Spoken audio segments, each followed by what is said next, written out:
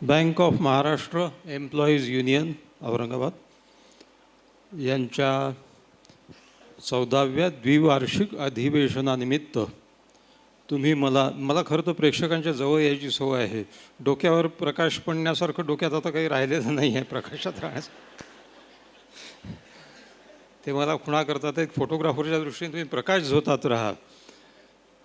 तर सांगायची गोष्ट अशी की माझ्याबद्दल इथे इतकं बोलल्या गेलेलं आहे कि इसे मैं अपनी शोहरत कहूँ या अपनी रुसवाई कहूँ कि मैं उसकी गली में जाने से पहले मेरे 100 अफसाने गली में गए. मी येण्यापूर्वी इतकं बोलल्या गेलं, माझ्या उपस्थितीत हे बोलल्या गेलेलं आहे की आता या 14व्या अधिवेशनामध्ये काहीतरी 14वं रत्न तुमच्यासमोर येणार आहे. आणि आमचे मित्र म्हणाले परिचय करून देताना की जे मी तुम्हाला तुमच्यात बदल आवश्यक आहेत असं मला वाटतं ते सगळे बदल कसे घडवून आणायचे हे डॉक्टर सांगणार आहे. म्हणजे माझ्या डोळ्यात असा प्रश्न, माझ्या डोक्यात तो प्रश्न उभा राहिला की काय म्हणतात त्याला, आता हा सोनार आहे आणि हा तुमचे कान बरोबर टोचणार आहे. तर मी तुम्हाला सांगतो की मीही अजून खूप गोष्टी शिकतोच आहे आणि माझेच कान टोचून अजून पूर्ण झालेले नाहीत. कोणी कोणाला सांगण्याचा प्रश्न नाही आहे. खरी गोष्ट ही आहे, आयुष्याची गंमतच ही आहे की आयुष्यात कसं जगायचं याचे नुसखे शिकत जाण्यातच सगळं आयुष्य जातं माणसाचं, आणि जावंसुद्धा. कारण सर्व संपलं बाबा, आता शिकायचं काही असा माणूस अस्तित्वात नाही. तर सांगायची गोष्ट अशी की ज्या मानसरोग तज्ज्ञाकडे खाजगीमध्ये यायला माणूस घाबरतो त्या मानसरोग तज्ज्ञाला जाहीरपणे बोलवण्या इतकी हिंमत या लोकांमध्ये आलेली आहे, ऐकण्याची तुम्हामध्ये आलेली आहे. इतकं सभागृह छान भरून गेलेलं आहे, याचा मला मनस्वी आनंद होतो. बघा, आपण मराठवाड्याचे लोक आहोत. मी 1984 साली मी इथे काय म्हणतात त्याला प्रॅक्टिस सुरू केली नांदेडला. मी मुंबई विद्यापीठातून MD सायकॅट्री झालो आणि महाविद्यालयाच्या एका बंदिस्त विश्वातून बाहेर पडलेला माणूस डॉक्टर व्यावसायिक समाजात मिसळतो तेव्हा त्याच्या त्या शिक्षणाची किंवा त्याच्या त्या क्वालिफिकेशनची नेमकी समाजात काय परिस्थिती आहे, त्याचं प्रतिबिंब समाजात कसं पडलं आहे याचं प्रच्छन्न दर्शन मला घडलं. मी असं एक गाव निवडलं की जिथे मानसरोग तज्ज्ञाची गरज होती.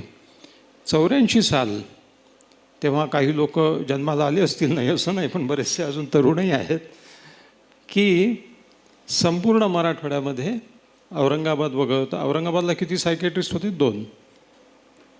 आणि औरंगाबाद वगळता पूर्ण मराठवाड्यामध्ये आणि बाजूच्या तेलंगणामधल्या, म्हणजे त्यावेळी आंध्र प्रदेशच होतं ते, निजामाबाद, आदिलाबाद आणि विदर्भातलं यवतमाळ, एकही सायकॅट्रिस्ट नव्हता. 5 आणि 2 7 जिल्हे मिळून. त्यावेळी मी एकटा तिथे. आणि मला अजून आठवतं की येता येतच आमच्या गप्पा झाल्या धनंजय कुलकर्णींशी की आता समाजात बदल घडून येतो आहे, समाजामध्ये जाणीवा निर्माण होतात आहेत, अवेअरनेस वाढलेला आहे, आपलं आयुष्य कसं जावं वगैरे या गोष्टी, आणि मानसिक ताणतणाव. तर तुम्हाला खरी गोष्ट सांगतो, 84 सालची एक गोष्ट सांगतो आणि 2025 सालची. मी आत्ता बिट्स पिलानी गोवा इथे गेलो होतो, तिथला अनुभव सांगतो. 84 सालची गोष्ट अशी आहे की मी माझ्या दवाखान्यात बसलो होतो, दवाखाना उघडून. त्यावेळी माझ्या एका सर्जन मित्राचा फोन आला आणि तो म्हणाला की एक पेशंट पाहायला माझ्या दवाखान्यात ये. तर म्हटलं कोण पेशंट आहे? तर तो म्हणे एक माझे जवळचे मित्र आहेत, गावातले प्रतिष्ठित लोक आहेत, त्यांची एक 20 वर्षाची मुलगी असेल, मनाशी बडबडते आहे, काहीतरी पुटपुटते आहे, डोक्यावर परिणाम झाले, म्हणजे स्किझोफ्रेनिया झाल्यासारखं वाटतं आहे, तर तू माझ्याकडे येऊन तपास. म्हटलं माझ्याकडे पाठवून दे. मी त्यावेळी निरोगी होतो, म्हणजे माझ्याकडे पेशंटच नव्हते. तर मी बसलेलो आहे, म्हटलं माझ्याकडे पाठवतो. म्हणजे नाही पाठवता येणार. तर म्हणजे का बरं? मोठे लोक आहेत गावातले आणि दिवसा ढवळ्या मुलीला घेऊन त्यांना तुझ्या दवाखान्याची पायरी चढताना कोणी बघितलं तर त्यांच्या प्रतिष्ठेला. माझ्या मनात प्रश्न असा निर्माण झाला की एका डॉक्टरच्या मनात मनोविकारांबद्दल, मनोविकारशास्त्राबद्दल इतके गैरसमज असतील तर आपल्या देशात निरक्षरताच किती आहे, त्यावेळी तर पुष्कळ होती. आता सरकार म्हणते आहे की साक्षरता वाढली आहे, पण वाढली आहे की नाही हाही प्रश्नच आहे. मनोविकार तज्ज्ञाबद्दल आणि मानसिक आजारांबद्दल समाजामध्ये प्रचंड गैरसमज आहेत. एक गंमत सांगतो. परवा आमच्या कॉलनीमध्ये एक लग्नाचं रिसेप्शन होतं. एक गायनेकॉलॉजिस्ट भेटल्या.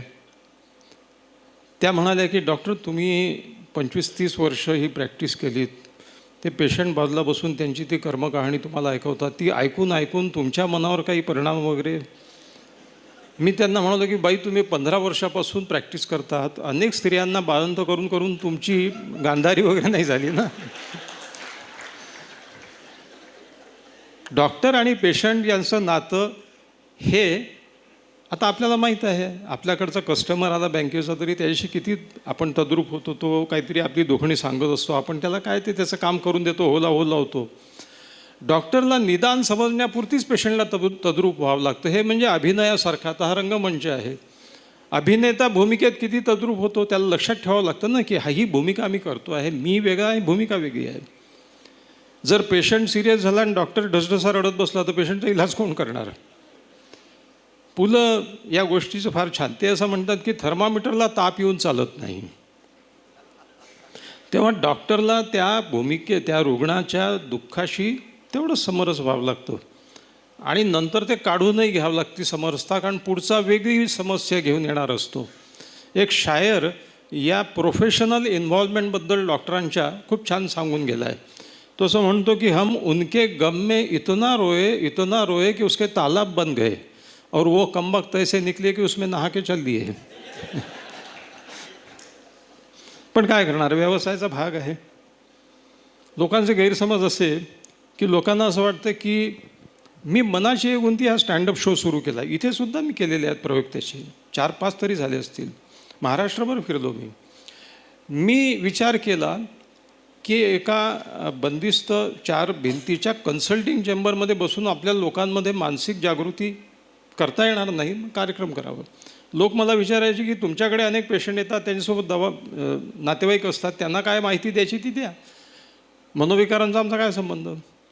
पहिली गोष्ट अशी की आलेल्या पेशंटच्या नातेवाईक आणि पेशंट यांना मानसिक आरोग्याची माहिती द्यायचा वेळ डॉक्टरांजवळ असतो, हा एक मोठा गैरसमज. डॉक्टरांचा वेळ नसतो. आपल्याकडे पेशंटची खूप संख्या जास्त आहे. एका नर्सिंग होममध्ये टेलिफोनची बेल वाजली. सिस्टरनी फोन उचलला. पलीकडून एक माणूस बोलत होता. तो माणूस म्हणाला, सिस्टर, तुमच्या हॉस्पिटलमध्ये रूम नंबर 5मध्ये खरपटकर नावाचा पेशंट ॲडमिट आहे का? सिस्टर म्हणाली, हो. किती दिवस ठेवणार, काय झाला आहे त्याला, प्रॉब्लेम काय, डायग्नोसिस काय, ट्रीटमेंट वगैरे, किती बिल होईल अंदाजे वगैरे सगळं त्या माणसाने विचारलं. सिस्टरनी सगळी उत्तरं दिली. विचारलं की तुम्ही कोण बोलता आहात? तर तो माणूस म्हणाला की मी रूम नंबर 5मधला खरपटकरच बोलतो आहे. डॉक्टर 15 सेकंदही थांबत नाही रूममध्ये, तपासतच चालले जातात. दुसरा गैरसमजाचा भाग असा, मनोविकारांचा आमचा काय संबंध आहे, ही माहिती आम्हाला कशाला? हा एक मोठा गैरसमज आहे. मानसिक समस्या नसलेला या भूतलावरती माणूस नाही. ती विविध रूपांनी प्रगट होत असते. बघा, एक गोष्ट सांगतो, मानसिक आजार असणं वेगळं, मानसिक आजार दुरुस्त होतात. पण सर्वसामान्य माणसाच्या जीवनातल्या ज्या काही अनेक मानसिक ताणतणाव, चिंता किंवा दुसऱ्या बाबतीत 1960 साली मार्टिन सेलिग्मन नावाचा एक सायकॅट्रिस्ट झाला. त्यांनी पॉझिटिव्ह सायकोलॉजी आणि हॅपीनेस सायकोलॉजी असा स्टडी सुरू केला. तो असं म्हणतो की तुमच्याजवळ प्रचंड पैसा असेल, तुम्हाला काही मानसिक आजार नाही आहे, तरी खरं सुख, खरा आनंद जीवनातला तुम्हाला मिळतो आहे का? तुम्ही रस्त्यातल्या कोणाही माणसाला पकडा की तू सुखी आहे का? तो म्हणतो नाही, सुखी म्हणाल तर आहे, पण तेवढं काही नाही आहे, मी अगदी सुखी आहे असं सांगणारा माणूस नाही आहे. माणूस हा एकमेव प्राणी आहे ज्याला प्रत्येक गोष्ट शिकवावं लागते. You may have all the money in the world, तुमच्याजवळ सगळं सुबत्ता आहे, परंतु सुख आहे का या प्रश्नाचं उत्तर होच येईल असं नाही. माणूस हा एकमेव प्राणी आहे ज्याला प्रत्येक गोष्ट शिकवावं लागते. मग उपलब्ध गोष्टीमध्ये आनंद कसा मिळवायचा, आयुष्याचं उद्दिष्ट कसं ठरवायचं आणि त्या उद्दिष्टाकडे वाटचाल करताना जीवनाचा आनंद कसा घ्यायचा हे माणसाला शिकवावं लागतं. बघा, प्राण्याच्या पिल्लाला चालणं बोलत तर नाही, ते त्यांची बोली बोलतात, जे काय असेल ते शिकवावं लागत नाही. वासरू जन्माला आल्याबरोबर चारी पायावर उड्या मारत पळायला लागतो. मानवी मूल 9 महिने कमीत कमी त्याला 2 पायावर उभं राहून चालायला शिकवावं लागतं. तुम्ही म्हणाल असं कसं? मुलं चालायला शिकतात सगळे आपोआप नाही. माणूस बाय पेडल म्हणजे 2 पायावर चालायला शिकवावं लागतं आजही. आता याचे पुरावे आहेत. ज्या लहान मुलांना म्हणजे 3-4 महिन्याच्या बालकांना प्राण्यांनी जंगलात पळवून नेलं, अशा बेबीजना फेराल बेबीज म्हणतात. अशी उदाहरणं आहेत. आता मोगली नावाची जी सिरियल आहे, फेराल बेबीची सिरियल आहे. उत्तर प्रदेशमध्ये एका लहान बच्चूला माकडांनी पळवून नेलं आणि त्यांनीच पाळलं. त्याचं नाव रामू होतं. आणि त्याच्यानंतर तो जेव्हा सापडला आणि त्याला मग सोडवून आणण्यात आलं, तर तो 4 पायावर म्हणजे 2 हात 2 पायाच्यावर धावत होता. त्याला 2 पायावर चालणं समजत नव्हतं. Man is the only animal who has to be taught everything. त्याच्यामुळे आणि 2 पायावर उभा झाला माणूस. माकडं 4 पायावर चालत होते, मग 2 पायावर उभे झाले ओरांगुटान, गोरिल्ला, चिंपांझी. माकडं आपले पूर्वज नाही आहे. आपले माकडं आपले चुलत भाऊ आहेत. या दोघांचे पूर्वज एक कोणतरी होता आणि 70 लाख वर्षापूर्वी हे वेगळे झाले, ते वेगळे झाले. आणि माणसाच्या अनेक प्रजाती झाल्या, ज्याच्यामध्ये होमोसॅपियन्स म्हणजे आपली प्रजाती टिकली. हे 2 पायावर चालणारे प्राणी. आणि माणूस 2 पायावर चालल्याचे अनेक नुकसान आहेत. एक तर त्याचे 2 हात मोकळे झाले नसते त्या गोष्टी करायला, काढ्या करायला थोडक्यात. दुसरी गोष्ट अशी की संधिवात हा आजार प्राण्यांमध्ये नाही. कोणा वाघाला असं चालताना पाहिलं आहे का, किंवा हरणाला अरे कंबर नाही. याचं कारण असं की समजा तुमचं वजन 50 किलो आहे आणि तुम्ही 4 पायावर चालणारा, तर प्रत्येक गुडघ्याच्या जॉईंटवरती 12.5 किलो वजन पडेल. समजा 100 किलो आहात तर 25 किलो पडेल. माणूस 2 पायावर चालला 50 किलो वजन आलं ना प्रत्येक गुडघ्यावर, 100 किलो वजनाचा. संधिवात हा फक्त माणसाने निर्माण केलेला आजार आहे. कारण धडाचं वजन वाढलं आणि गुडघे तेच आहेत जे प्राण्यांमध्ये होते. असो, सांगायची गोष्ट अशी की जीवनात आनंद कसा मिळवायचा, सुख कसं मिळवायचं, हे सुद्धा मानवी प्राण्याला शिकवावं लागतं. हे WHO वाक्य आहे की you may have enough money to sustain your life and live happily, but you may not necessarily be happy. याचं कारण आनंद ही गोष्ट पैशाच्या वरची आहे. ती माझी एक वेगळी मांडणी आहे सुखाचा शोध म्हणून मी जे करतो. पण त्याची अगदी थोडक्यात चुणूक द्यायची म्हणजे जे घेऊन मिळतं ते सुख आहे, जे देऊन मिळतं तो आनंद आहे. सुख म्हणजे प्लेझर, आनंद म्हणजे हॅपीनेस. अनेकदा लोक या 2 शब्दात गल्लत करतात. सुख हे इंद्रियोपभोगातून मिळतं आणि इंद्रियोपभोगातून मिळण्यासाठी पैसासुद्धा लागतो. मग माणूस पैसे का कमावतो? त्याला असं वाटतं की या सगळ्या वस्तू ज्या पैसा देऊन विकत मिळतात, या वस्तूंनी मी आनंदी होईल. आनंदी नाही, फार तर सुखी व्हाल. आणि सुखाला अप्रूप ओसरण्याचा शाप आहे. Pleasure is cursed with satiety. बघा, सु म्हणजे चांगलं आणि ख म्हणजे इंद्रिय. इंद्रियाला चांगलं वाटतं ते सुख. किती काळ टिकतं? 5, 10, 15, 20 मिनटं. एखादी नवीन वस्तू आणली, तिचं अप्रूप किती वेळ उरतं? मोठा टी व्ही घेतला, 2 दिवस 3 दिवस पाहिल्यानंतर कंटाळा येतो. माणूस त्याच्याकडे लक्ष देत नाही. बिल्डर लोक जाहिरात करतात, सर्व सुख सोयींनी युक्त फ्लॅट, आनंद सोयींनी युक्त फ्लॅट, अशी कोणी जाहिरात केलेली आहे का? त्या बिल्डरला माहीत आहे की सोयींनी सुख मिळेल, तेही थोडा काळ, आनंद नाही मिळणार. आपण असं म्हणतो की हा माणूस सुखवस्तू आहे. म्हणजे ज्या वस्तूंपासून सुख मिळते अशी लोकांची कल्पना आहे. त्या वस्तू याच्या फ्लॅटमध्ये भरपूर आहेत. AC आहे, मोटार आहे, TV आहे, जे काय असेल ते. हा फरक कळण्यासाठी हा माणसाच्या जीवनामध्ये हा टप्पा यावा लागतो आणि हे माणसाला लक्षात आणून द्यावं लागतं. थोडक्यात म्हणजे शिकवावं लागतं. Man is the only animal who has to be taught everything. आता इथपर्यंत सगळ्यात महत्त्वाची गोष्ट जी माझ्या विवेचनात मी नेहमीच सांगतो, दुसरा टप्पा जो आहे तो मानसिक ताणतणाव. मी तुम्हाला सांगितलं की लोक मला म्हणायचे की मानसिक आजाराची माहिती कशा करता. तर खरं म्हणजे ज्यांना आपण मानसिक समस्या म्हणतो ते इतके तीव्र स्वरूप धारण करतात की ते आजार होऊन जातात. कधी होऊन जातात आपल्याला कळतही नाही. आत्महत्येचं प्रमाण वाढलं आहे. किती आहे? जगभरामध्ये 8 लाख आत्महत्या दरवर्षी होतात. त्याच्यापैकी 1,70,000 आत्महत्या भारतात होतात. या 1,70,000 आत्महत्यांपैकी 1,20,000 आत्महत्या 18 ते 35 या तरुण वयोगटात होतात. जगभरात तरुण इतक्या आत्महत्या करत नाही जेवढे भारतात करतात. मी तुम्हाला म्हणालो, मी 1984ची एक घटना सांगतो आणि 2025ची सांगतो. मानसिक समस्यांच्या आकलनामध्ये आणि याच्यात बदल घडला आहे का? तो घडला आहे. आम्ही थोडासा हातभार लावला असं मला वाटत होतं. तो माझा भ्रमनिरास ठरला. 2025 सालच्या आता याच्या मार्चमध्ये मी गेलो होतो बिट्स पिलानी गोवा परिसर. आता ही बिट्स जी आहे, बिर्लाची टेक्नॉलॉजिकल इन्स्टिट्यूट आहे, ही अग्रगण्य संस्था आहे. तिथे देशभरातून आणि जगभरातून उत्तमोत्तम टॅलेंट शिकायला आणि शिकवायला दोन्ही.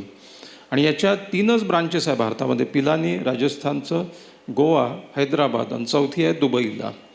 आता एवढं हायली टॅलेंटेड जिथे जमा होतं सगळं माणसांचं समूह, तिथे आत्महत्या घडतात. बिट्स पिलानी हे गाव एकेकाळी टेक्नॉलॉजिकल अभ्यासासाठी प्रसिद्ध होतं. आता ते कशाकरता प्रसिद्ध आहे? तुम्ही अनेकांनी पेपरमध्ये वाचत असाल, दरवेळी सगळ्यात जास्त विद्यार्थी आत्महत्या पिलानीमध्ये होतात. दर 15 दिवसाला एक विद्यार्थी तिथे आत्महत्या करतो. 2024 साली तिथे काहीतरी 30 एक मुलांनी आत्महत्या केली. आणि एका मुलीने जे पत्र लिहून ठेवलं आपल्या वडिलांच्या नावाने, ते पत्र टाइम्स ऑफ इंडियात आलं होतं. ते तर इतकं विदारक आहे की तुमच्या आमच्या घरामध्ये काय चालतं याचंच प्रतिबिंब. त्या मुलीने असं लिहून ठेवलं की बाबा, माझ्याकडनं ज्या अपेक्षा आहेत त्या अपेक्षा मी पूर्ण करू शकत नाही, याची मला जाणीव झालेली आहे आणि आता माझ्यासमोर दुसरा मार्ग उरलेला नाही. पहा किती भयंकर परिस्थिती आहे की मी हे करू नाही शकत. हे सांगायची आता आईबापांनी सोय नाही ठेवलेली आहे की आपली मुलं आपल्याकडे विश्वासाने यावी आणि त्यांनी सांगावं की नाही जमत मला. आपण जर सांगायला गेलं तर बाबा काय म्हणतील, आई काय म्हणेल, एवढं केलं तुझ्यासाठी सगळं, पोटाला चिमटा घेऊन पैसे साठवले, ते सगळे पैसे तुझ्या कोचिंग क्लासवर, तुझ्या ट्युशनवर, तुझ्या स्कूटरवर, सगळ्याच्यावर खर्च केले, असं कसं जमत नाही. सगळ्या गोष्टी पैसे देऊन विकत मिळत नाहीत. शेवटी प्रश्न असाही आहे ना, पैसे देऊन वस्तू मिळतील, पैसे देऊन टॅलेंट कसं मिळेल, हुशारी कशी मिळेल, कष्ट कसे मिळतील. या जगामध्ये आउटसोर्सिंगचं युग आहे. या जगामध्ये सगळ्या गोष्टीच आउटसोर्सिंग होतं. चाकाचा शोध लागला आणि आउटसोर्सिंग सुरू झालं. काही जण म्हणतात आउटसोर्सिंग आत्ता सुरू झालं. नाही, चाक हे पहिलं आउटसोर्सिंग. माणसाला धावण्यासाठी, पटकन इथून तिथे जाण्यासाठी पायाचा उपयोग करण्याची गरज नाही. मोटारीत बसायचं. पहिले सायकलवर बसले असतील, मग मोटारीत जे काय असले. आजवर आता सगळे बौद्धिक कामं आउटसोर्स होतात. त्या आउटसोर्सिंगचे अत्यंत मोठे धोके म्हणजे the faculty which who outsource dies. आता कॅल्क्युलेटरमुळे मुलांना पाढे येत नाहीत कारण ती मेंदूची फॅकल्टी मरून गेलेली आहे. आता आपण टाईप करतो, ऑटो डिरेक्टरी असते मोबाईलवर, स्पेलिंग येत नाहीत. ऑटो डिरेक्टरीमध्ये तुम्ही 2 शब्द टाईप केले की तो पूर्ण टाईप करून टाकतो, तेच दाबायचं. मग समजा ऑथेंटिसिटी हा शब्द आहे, तो AU त्याला माहीत असतं तर पुरे आहे. AU म्हटलं की तो ऑथेंटिसिटी त्याला माहीत आहे, हा हेच शब्द टाईप करतो. सगळं अल्गोरिदमवर चालतो. तो सगळं लक्षात ठेवतो, या माणसाला काय पाहिजे, याचे नेहमीचे शब्द कोणते आहेत. दॅट फॅकल्टी विल डाय. मेंदूची एक एक फॅकल्टी मरत चाललेली आहे. आउटसोर्सिंगबद्दल एक गोष्ट सांगतो की या जगामध्ये कितीही आउटसोर्सिंग करा, शरीर कर्माचं आउटसोर्सिंग होईल, शरीर धर्माचं आउटसोर्सिंग होऊ शकत नाही. भावनांचं आउटसोर्सिंग होऊ शकत नाही. व्यायाम तुमचा तुम्हाला, emotions and exercise you cannot outsource. शरीर कर्म म्हणजे धावणं, पळणं, लिफ्ट आहे, चढणं, विमानाने इथून तिथे वेगाने जाणं, सगळं आउटसोर्सिंग होईल. परंतु लघवीला जायला सेक्रेटरी नाही ठेवता येत. ते तुम्हालाच जावं लागेल. मला जोरात लागली आहे, तू जाऊन ये पटकन. किंवा मला आज व्यायामाला उठायचा कंटाळा आला, नोकराला तू जा 5-6 किलोमीटर धावून ये. नाही. जर एक्झरसाईजचं आउटसोर्सिंग होऊ शकलं असतं तर धनिक वणिक श्रीमंतांची बाळं 200-200 किलोची कशाला झाली असती. त्याचा व्यायाम त्यालाच करावा लागणार आहे. म्हणजे ज्या ज्या गोष्टींना आम्ही आधुनिक प्रगतीचा भाग म्हणतो त्या त्या गोष्टी मानसिक ताण घेऊन येतात आहेत मूलभूत. हे बघा, माणसाचं शरीर हे 20 लाख वर्षापूर्वी होमोसॅपियन्स म्हणजे ज्याला आधुनिक मानव म्हणतो, 20 लाख वर्षामध्ये माणसाच्या शरीरात कवडीचाही बदल झालेला नाही. आपलं शरीर निसर्गाने कशाकरता तयार केलेलं आहे? धावणे, पळणे, जीव बचावणे, शिकार करणे, झाडावर चढणे, म्हणजे सतत ॲक्टिव्हिटीसाठी. हे शरीर कॉम्प्युटरसमोर कुब्बड काढून तासनतास बसण्यासाठी, व्हिडिओ पाहण्यासाठी बनवलेलं नाही. हे शरीर मशीन आहे ना, याला काम केलं पाहिजे, कष्ट केले पाहिजे. तुम्ही आयुष्यातले कष्ट नष्ट केले की तुम्हीच नष्ट होण्याकडे वाटचाल तुमची सुरू झाली. आउटसोर्सिंगचा अतिरेक वाईट आहे. म्हणून मी असं मानतो की शेवटचं चांगलं संशोधन सायकल आहे. मोटारी आल्या, मोटारीच्या 2 गोष्टी झाल्या. आता इथून तिथे जायला मोटार पाहिजे. पानपट्टीवर पान खायला जायचं तर मोटार काढू, चला, कोण चालत जाते. दुसरी गोष्ट, मोटारीमध्ये काय भरावं लागतं? इंधन. इंधन म्हणजे काय? पृथ्वीचं छाताड फाडून ते ऑइल आणि पेट्रोल बाहेर काढायचं. त्याचं प्रदूषणाचा आता सगळ्यात मोठा प्रॉब्लेम काय आहे? तोच आहे, पेट्रोकेमिकल्स, हायड्रोकार्बन्स. प्रदूषणामध्ये भर घालणं आहे. सायकलपर्यंत ठीक होतं, कारण सायकल हा निसर्ग आणि मानवी कष्ट याचा समन्वय आहे. तुम्हाला कष्टही करावं लागतात, तुम्ही पटकन पोहोचतासुद्धा, पण कष्ट करावं लागतात. नॉर्वे, स्वीडन हे देश उगाच प्रगत झाले नाही आहेत. नॉर्वेमध्ये, नेदरलँड्समध्ये खूप लोक, 60% लोक सायकल चालवतात, सायकलवरच ऑफिसमध्ये जातात, सायकलवरच येतात. गमतीची गोष्ट म्हणून सांगतो, WHO दरवर्षी हॅपीनेस इंडेक्स, कुठलं राष्ट्र किती सुखी आहे याची पाहणी करतं आणि उतरंड मांडतं. जगातले सगळ्यात सुखी देश, गमतीचा भाग आहे, फार गंभीरपणे घेऊ नये. जगातला सगळ्यात सुखी देश कुठला आहे? नॉर्थ युरोपियन जे देश आहेत, ज्याच्यामध्ये आहे फिनलंड, त्याच्यानंतर आहे स्वीडन, त्याच्यानंतर आहे डेन्मार्क, त्याच्यानंतर मग बाकीचे देश आहे, मग USA वगैरे बाकीचे लागतात. भारताचा क्रमांक याच्यात किती आहे? 127वा आहे. आपल्यापेक्षा अफगाणिस्तान जास्त हॅपी, बांगलादेश जास्त हॅपी. तिथे त्या रिक्षावाल्याला विचारलं की तू आनंदी? हो आनंदी आहे. अब तुझ्याजवळ काहीच नाही काय? आजच्या पुरतं खायला मिळालं झालं, उद्याचं उद्या पाहू. तो आनंदी आहे.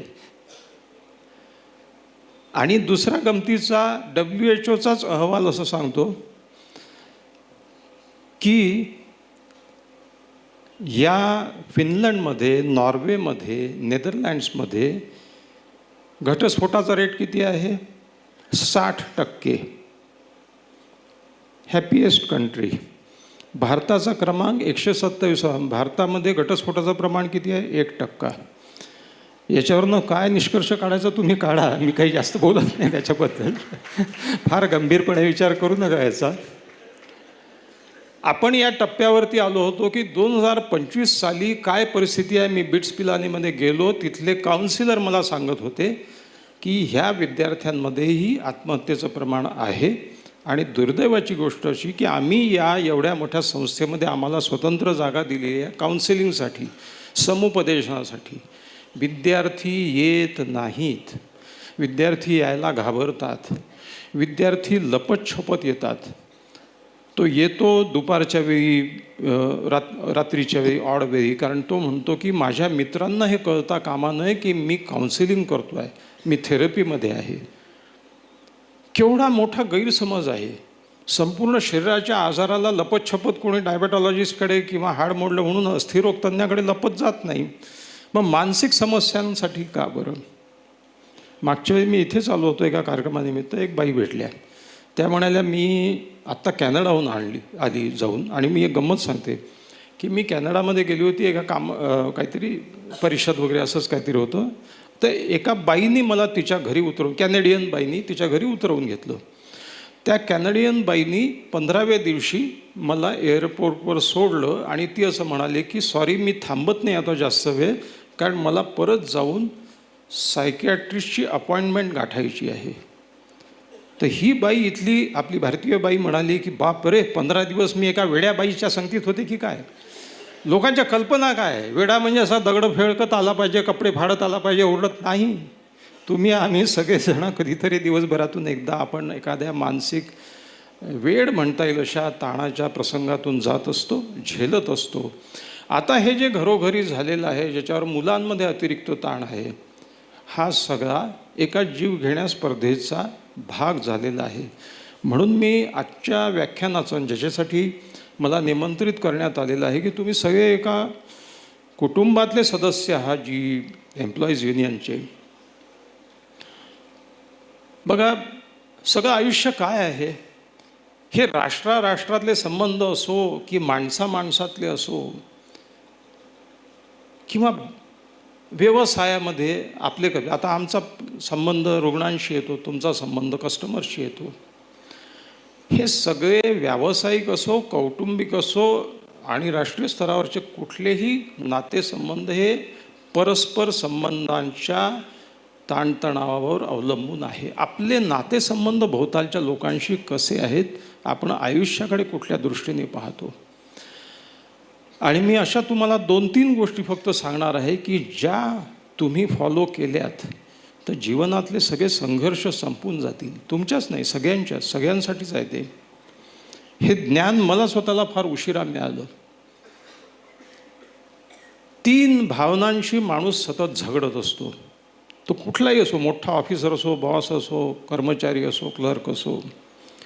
त्या 3 मूलभूत भावना, आणि मी भावनांना जास्त हात घालतो याचं कारण सांगतो तुम्हाला.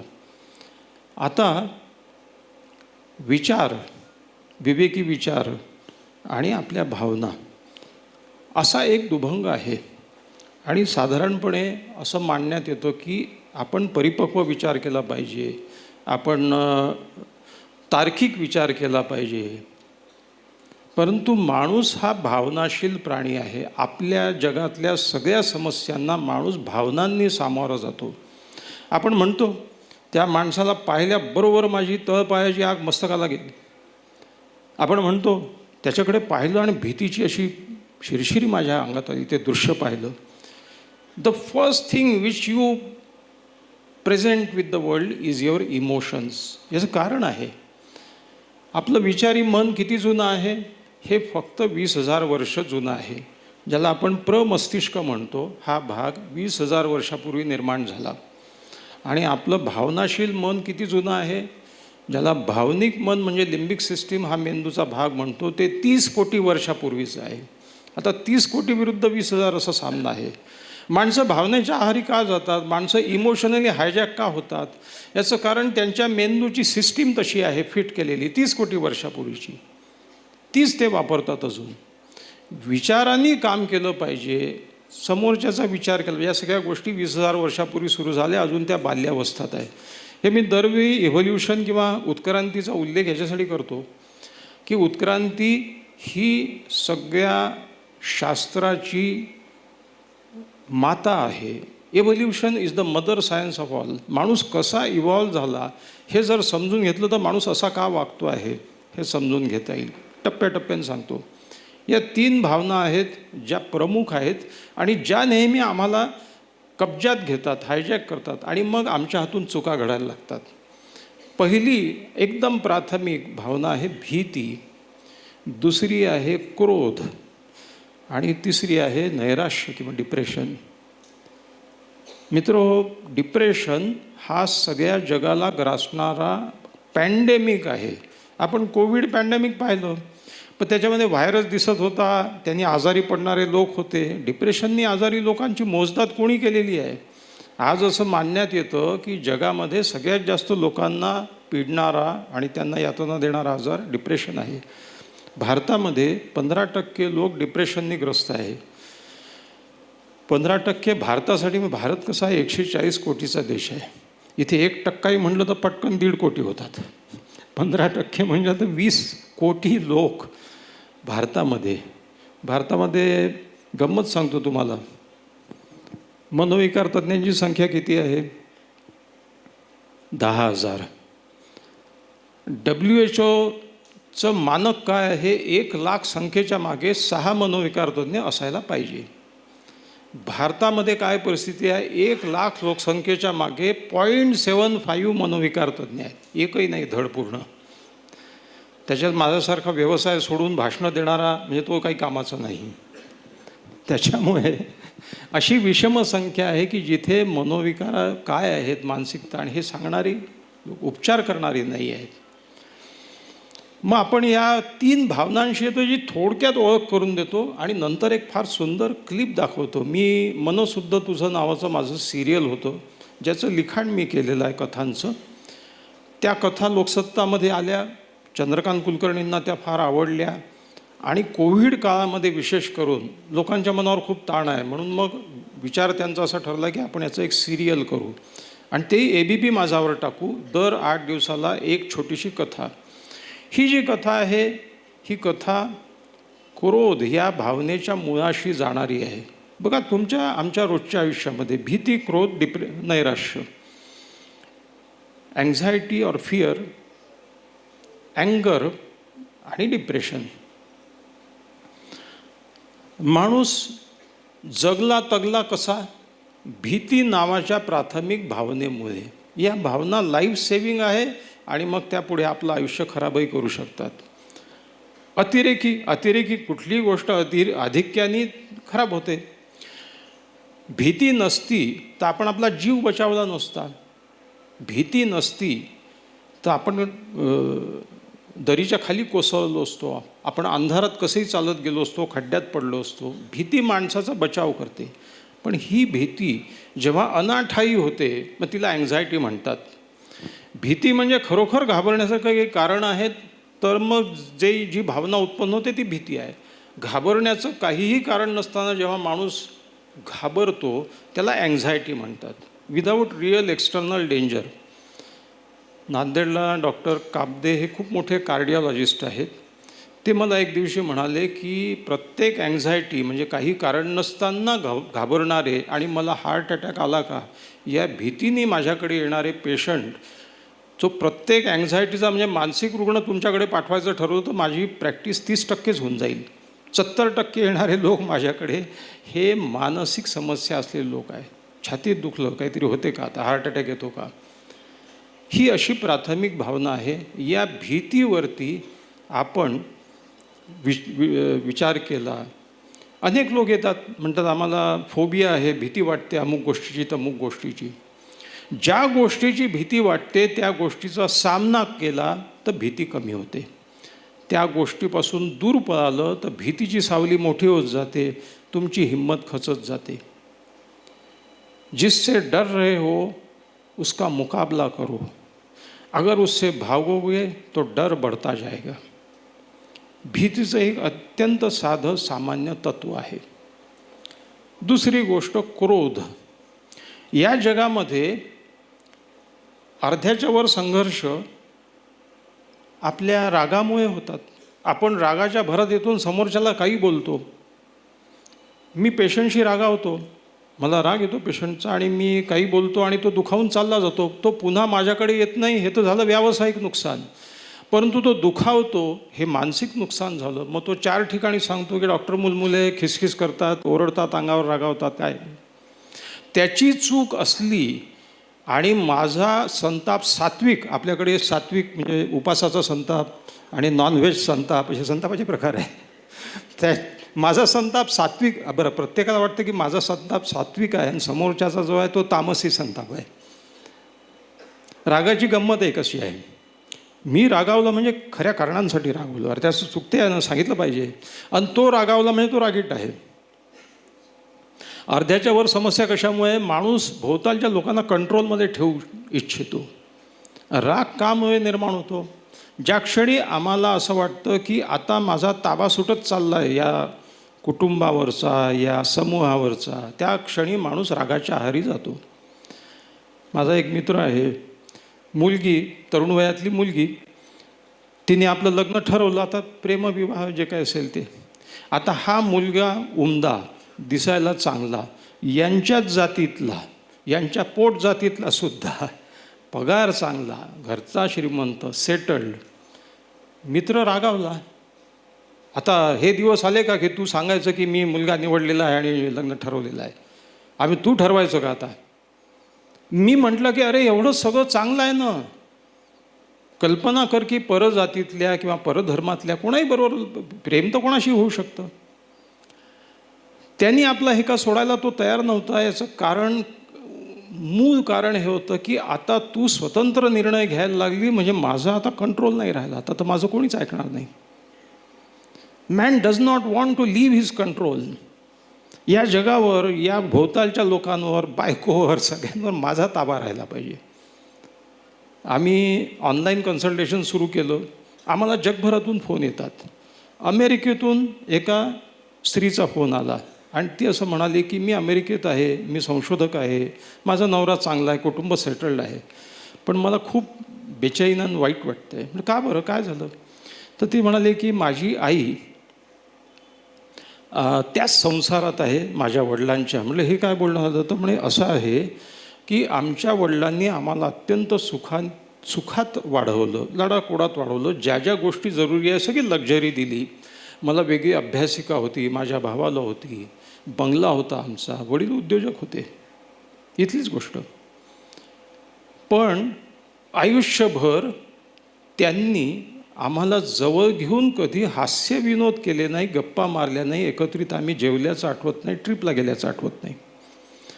वडील निघाले की आम्ही टेन्शन फ्री व्हायचो आणि वडिलांच्या मोटारीचा आवाज आला की आम्ही टेन्शनमध्ये यायचो. मग आमचे पाय अभ्यासिकेकडे, आईचे पाय स्वयंपाकघरात. आईने खाली मान घालून हे कर, हे इथे ठेव, बस एवढंच ऐकायचं. आणि इतक्या वर्षानंतर मी त्या जंजाळातून सुटून इकडे आली. आता माझं सगळं इकडे सुखात चाललं आहे, पण मला फार वाईट वाटतं की माझ्या आईला ते सगळं सहन अजून करावं लागतं आणि तिचं कधी संपणार हे दुष्टचक्र. तर मी तिला सांगितलं की आई तू आता ऐकण्याची गरज नाही. आता बाबा जर असं म्हणाले तर तू त्यांना सांग की नाही, असं नाही, मला हे आवडत नाही. आपल्या इस्टेटचा काही भाग बहिणीला देऊन टाक किंवा हे देऊन टाक, याच्यावरनं काहीतरी वाद सुरू झाले होते. आईला बोलता येत नव्हतं. तिने सांगितलं आई आता उभं राहून तू बोल आपल्या न्यायासाठी. तर तिचा नंतर फोन आला मला की ज्या क्षणी आईनी असं, आई नुसतं बोलली की अहो तुम्ही हे करताय बरोबर नाही आहे, त्या क्षणी वडिलांनी काय म्हटलं की आता अमेरिकेत गेलेली तुझी मुलगी तुला पट्टी पढवते आहे, शहाणपणा शिकवते आहे, आणि ज्या 30 वर्ष, तिला फोन केला पोरीला, 30 वर्ष या बाईने मान वर करून कधी माझ्याकडे बोलली नाही, ती आता मला तोंड वर करून बोलते आहे. किती वर्ष ताबा पाहिजे आहे. You want to control everybody's life. आपल्यावरचा ताबा आपल्या कुटुंबावरचा सुटू नये म्हणून केवढी आटोकाट धडपड. आयुष्य असं जात नसतं. क्रोध यातून निर्माण होत असतो. क्रोधाचं मूळ कारण हे बघा, क्रोधाच्या तळाशी भीती आहे. तुम्ही कुत्र्याच्या जवळ जा, कुत्रा पहिले असा पाहतो, गोर आवाज काढतो, तो खर्चातला काय म्हणतात त्याला स्वरसाधना सुरू करतो. त्याला भीती वाटली असते की हा आपल्यावर हल्ला करणार, काहीतरी आपल्याला इजा करणार. बरं तुम्हाला दुसरं तत्त्व सांगतो क्रोधाचं. तुम्ही तीच गोष्ट टोन मला कळत नाही या जगामध्ये टोनबद्दल, आवाजाच्या जो टोन असतो आवाजाचा त्याच्याबद्दल कोणीच सांगत नाही. माणसं निष्कारण वरच्या पट्टीमध्ये आणि रागीट आवाजामध्ये बोलतात. तीच गोष्ट जरा हलक्या आवाजात खालच्या टोनमध्ये बोललात तुम्ही तर ती समोरच्याला एवढी हर्ट नाही करत जेवढी चहा करा, चहा टाका, अगं चहा करतेस का, एक नाही घसा जरा कोरडा पडला आहे. तो जसा हैदराबादी जोक आहे ना, तो म्हणे वो हैदराबादी जोक मला फार आवडतात, त्यांची हैदराबादी भाषा असते. गए बोले वो शादी की दावत थी तो वहाँ पे पानी के ऊपर पानी ला रहे ट्रे में गिलास भर भर के, बिरयानी कोई ला ही नहीं रहा था. तो मैंने उसको बोला चीचा थोड़ी सी बिरयानी लाते क्या, पानी हलक में नहीं उतर रहा. टोन बदला फक्त. हसरत जयपुरी एक छान गंमत सांगतात. ते म्हणे बसनी चाललो होतो, आता गरीबच होतो आम्ही त्यावेळी, आणि ते बसमध्येच पहिले बसमध्ये नोकरी करायची. तो म्हणे एक दिवशी चाललो होतो गावी आणि बसमधून उतरलो एका स्टेशनवर चहा प्यायला, परत येऊन पाहतो तर एक माणूस तिथे सीटवर बसलेला आहे. आता आपल्या इतक्या दुरून आपण आलो, ती सीटवर तो माणूस येऊन बसला. तर हे म्हणाले की माफ़ कीजिए आपका नाम क्या है. तो बोले मेरा नाम रामदास है. आपके पिताजी का नाम क्या है. तो म्हणे लक्ष्मण दास है. तर हे म्हणाले की रामदास जी ये सीट लक्ष्मण दास जी की नहीं है, ये मेरी है. आता भांडणारच कर दिया तेरे बाप की आहे क्या, मैंने तिकीट ना. बरं, मराठवाड्याची गंमत अशी, मराठवाड्यामध्ये एक दस्ती टाकणे नावाचा प्रकार आहे. आम्ही गाण्याचे कार्यक्रम करायचो, त्याच्यामध्ये आमच्या मित्राचं एक फेवराईट गाणं होतं. तर माझं निवेदनात मी नेहमी म्हणायचो की आमच्या मित्रांनी, गायक मित्रांनी याच्यावर दस्ती टाकलेली आहे. दस्ती टाकली म्हणजे ती त्याचं झालं गाणं. तर तो म्हणे बसनी प्रवास करत होतो, एका माणसाने नेहमीप्रमाणे बरं दस्ती नाही फेटा फेकला, पूर्ण बसच याच्या मालकीची. तर फेकला आणि नंतर आरामात जाऊन बसला. तर तो म्हणे तिथे बसलेला होता हा. तर म्हणे मी दस्ती टाकली होती याच्यावर. तो म्हणे तू दस्ती टाकशील आणि 1 घंट्याने येशील तर तुझी सीट कशी राहील, का सगळ्या दस्त्या आम्हाला बसायला जागाच नाही. त्यांनी दस्ती बाजूला सरकवली, तो बसला होता खिडकीजवळ. तर ते भांडण झालं. तो म्हणे तुझं बरं आहे म्हणे, तू खिडकीतून दस्ती फेकशील आणि आरामात 5 चौघात आतमध्ये येशील. ही दस्ती चुकून उडून जर पलीकडे बाईच्या अंगावर पडली असेल तर बाई तुझी. अजब आहे.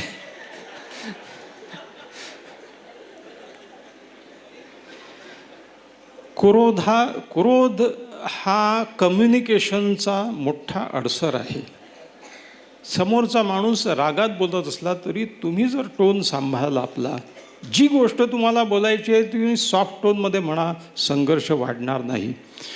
आणि क्रोधाबद्दल सगळ्यात मूलभूत गोष्ट ज्याने अर्ध्याच्या वर संघर्ष याच्याचमुळे निर्माण होतात,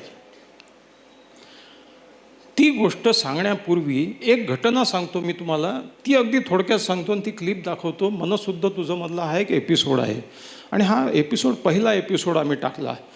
हा एपिसोड टाकताना चंद्रकांत कुलकर्णींना तिथल्या काही मोठ्या बड्या मुंबईच्या नटांनी ज्यांनी काम करणार होते आधी, त्यांनी विचारलं की अरे याच्यामध्ये तो सायकॅट्रिस्टच चुकला असं दाखवलेलं आहे, मग हे असं कसं. तर मी म्हटलं की सायकॅट्रिस्टही माणूस असतो ना, तो चुकू शकतो, पण तो शिकतो आहे हे महत्त्वाचं आहे त्याच्यामध्ये. ती गोष्ट अशी आहे आणि ती ज्या सगळ्या या जीवनातल्या ताणतणावांचा मूलभूत सार आहे आणि ती मी नाही, इसवी सन पूर्व कित्येक वर्षापूर्वी गौतम बुद्धांनी सांगितलेली आहे. ती आहे माइंडफुलनेस.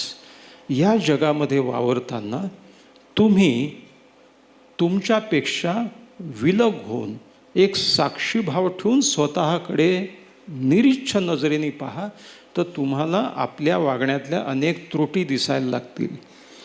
आम्ही रिॲक्ट होतो, आम्ही रिफ्लेक्ट नाही होत. आम्ही प्रतिक्रिया व्यक्त करतो. प्रतिक्रिया तर प्राणी व्यक्त करतात. प्रतिक्रियात्मक होणं, दगड मारला, भावकन अंगावर आला कुत्रा, प्रतिक्रिया झाली. माणसाने काय केलं पाहिजे, माणसाने तो दगड झेलला पाहिजे, पाहायला पाहिजे, साधा आहे, सोपा आहे, काही नाही, का मारला असेल यांनी, काहीतरी याच्या मागे कारण असेल. हे फक्त माणूस करू शकतो.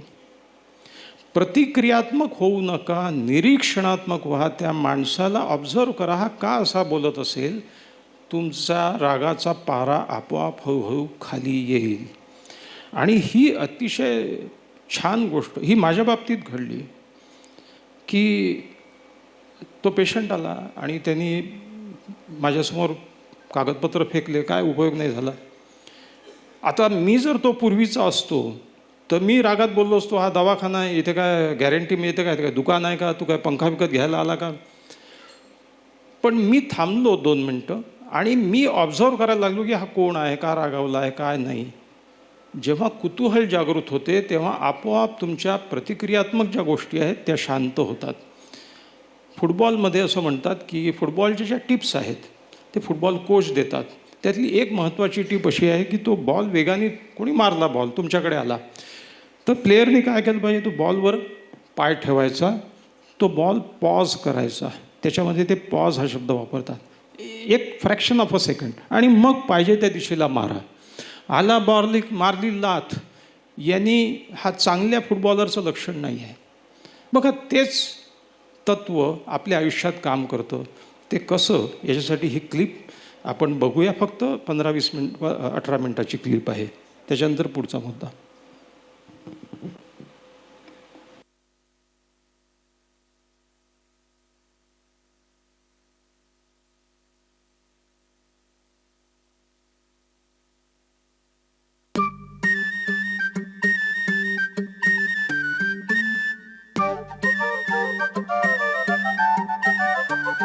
होई मन शुद्ध तुझ हलताना मन फांदी ओळणाऱ्या उन्हा मंदी सावल्यांची हिरवी नांदी. होई मन शुद्ध तुझ.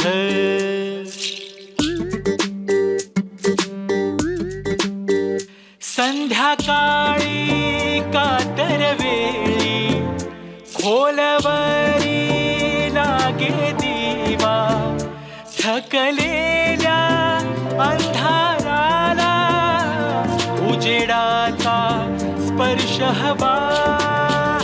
होई मन शुद्ध तुझ, होई मन शुद्ध तुझ.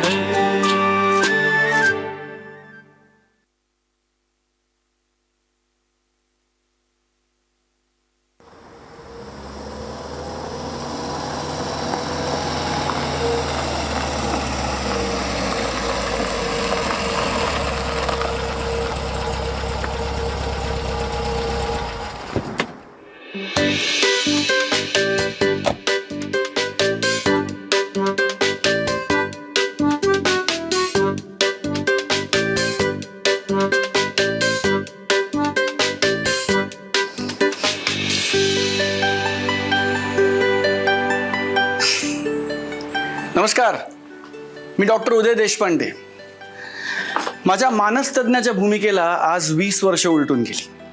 हे माझं क्लिनिक नाही, आत्ता रिकाम आहे. मी कोणी यायच्या आधी मुद्दामच एक अर्धा तास इकडे आधी येतो, छान वाटतं. इथे आमची रिसेप्शनिस्ट स्वाती बसते. माझ्या आणि पेशंटमधला दुवा असणारा आमचा सहकारी सुनील तिथे बसलेला असतो. त्याची सतत आतबारी ये जा सुरू असते. आणि हा आमचा वेटिंग एरिया. इथे वेगवेगळ्या वृत्ती प्रवृत्तीची माणसं सतत बसलेली असतात. उत्साही, दुर्मुखलेली, घाबरलेली, शांत, अलिप्त. कोणाच्या तक्रारी संपतच नाहीत तर कोणी तोंडातून शब्द काढत नाही. कोणी ओशाळा, कोणी रागावलेला, कोणी शांत, कोणी संशय, कोणी स्वतःहून आलेला तर कोणी मिनतवाऱ्या करून ओढून आणला गेलेला, कोणी निमूटपणे गोळ्या घेणारा तर कोणी एकेका गोळीसाठी आम्हाला त्रास देणारा, कोणी संगतवार माहिती सांगून आमचं काम सोपं करणारा तर कोणी बोटभर माहिती काढताना सुद्धा आमची दमछाक घडवणारा, कोणी खेडवळ भाषेत आपली व्यथा सांगणारा तर कोणी उगाचच ऐकीव वैद्यकीय संज्ञा वापरून विनाकारण इंग्रजी बोलून आमच्या तोंडाला अक्षरशः फेस आणणारा एक ना दोन. एका पाठोपाठ एक माणसं इथे प्रवेश घेतात आणि नाट्यछटा रंगवतात.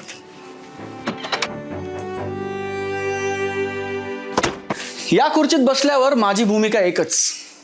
मी शांतपणे त्यांच्या समस्या ऐकून घेतो.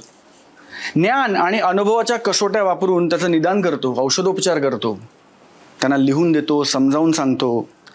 आलेला पेशंट समाधानानं परत जाईल ह्याचा मी पुरेपूर प्रयत्न करतो. पेशंट निघून जातो. मग मात्र मी काही काळ खुर्चीत रेलून बसतो. विचार करतो की मी त्या पेशंटच्या समस्या माझ्या निदानाच्या चौकटीत बसवल्या खऱ्या, पण त्या पलीकडे काहीतरी आहे जे उरलंय, काहीतरी निसटतंय. काय आहे ते? विकार जडलेल्या मना पलीकडचा माणूस. शेकडो लोकांच्या समस्यांचं निदान एकच असलं तरी येणारा प्रत्येक पेशंट त्या समस्येची एक वेगळी छटा घेऊन येत असतो. ही छटा असते त्या रोगा पलीकडल्या माणूसपणाची. औषधोपचार होतो, आजार आटोक्यात येतो, मग उरतो तो माणूस. हा माणूस माझं कुतूहल जागं करतो. एखादा रंगीत काचेचा तुकडा कॅलिडिओस्कोपमध्ये टाकून फिरवून बघावा तसा तो वेगवेगळ्या कोनातून मला वेगवेगळा दिसतो. हो, कधी कधी मी स्वतःलाही वेगवेगळ्या कोनातून बघतो. माझ्या पेशंट्सच्या निमित्तानं मलाही अंतर्मुख होता येतं. सायकॅट्रिस्ट असलो तरी शेवटी मीही माणूसच आहे की. मलाही भावना आहेत, मलाही प्रेम वाटतं, मलाही दाटून येतं, मलाही राग येतो, अगदी क्रोधही येतो. शिंका आणि खोकला जसा दाबून टाकता येत नाही ना, तसा राग दाबून टाकणंही अवघड. पण ही कलाही मला आमच्या एका पेशंटनीच शिकवली, इथेच. अहो, आत कुठे जाताय? थांबा. हो, डॉक्टरने भेटायचंय मला. हो, पण सरांची अपॉइंटमेंट आहे का? 8 दिवसांपूर्वी येऊन गेलो होतो ना मी. हो, घाई करू मला नका. नुसतं भेटायचंय त्यांना. थांबा जरा. घाई. एक मिनिट, काय काय काय झालं? तुम्ही कोण? मी डॉक्टर सुनील सरांचा असिस्टंट. मग तुम्ही 8 दिवसांपूर्वी नव्हते तिकडं. अहो, ते सोमवार, बुधवार आणि शनिवारीच येतात. नाही, मला तुमच्याशी नाही, मला मोठ्या डॉक्टरांशीच भेटायचंय. त्यांच्याशीच बोलणं झालंय माझं. झालंय? बरं, मला नाव सांगा तुमचं. पांडुरंग जगताप. वय? 75. काय? तुमचं वय 75? अहो, माझी आई पेशंट आहे, मला काय धाड भरली. मग तुमच्या आईचं नाव पांडुरंग जगताप आहे का? हो बाई, कुठल्याही बाईचं नाव पांडुरंग असलेलं ऐकलं का बाप जन्मात? हा, राधाबाई जगताप नाव लिहा. बरं. राधाबाई जगताप नाव लिहा आणि मला आत पाठवा. नाही, नाही, हा. एक मिनिट असं चालू जाऊ- आहे. हे बघा, असं ऐका, आपण ऐका. कसं दाखवायचं दोन मला मिनिटं इथं. थांबा. दोन- इकडे या, आपण अहो, बोलूया. नुसतं डोळे दाखवायचे. आपण सर बिझी आहेत. अहो, पण सर असं चालत नाही सर. ऐकून घ्या ना सर. सर ऐकून फोन करतो. हात लावायचं नाही, हात लावायचं नाही. हो, पण सर हो डॉक्टर, काही फरक पडला नाही माझ्या आईला तुमच्या गोळ्यांनी. बसा. अहो काय डॉक्टर, हा अहो 5 दिवस झाले आमची म्हातारी ओरडतीये नुसती. घरातली इथं सगळ्या मला शिव्या घालतायत. सगळी कामं दामं सोडून घरात बसलोय. शेजारचे बोंब मारतायत की तुमच्या म्हातारीला आवरा म्हणून. हा, अख्खी गल्ली परेशानी. शेवटी म्हातारीला खाट्याला बांधलं आणि सगळी कामं दामं सोडून इकडे आलो. काय उपयोग झाला नाही राव तुमच्या गोळ्यांनी. नाव काय तुमचं? राधाबाई जगताप. तुमचं?